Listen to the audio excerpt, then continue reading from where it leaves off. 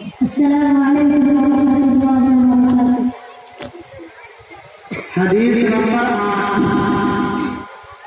حدیث نمبر 8 معاملات پر من انتهب رهبة فليس منا۔ ترجمہ جو کسی دوسرے کی چیز چھین کر لے وہ ہم مسلمانوں میں سے نہیں۔ حدیث نمبر 24۔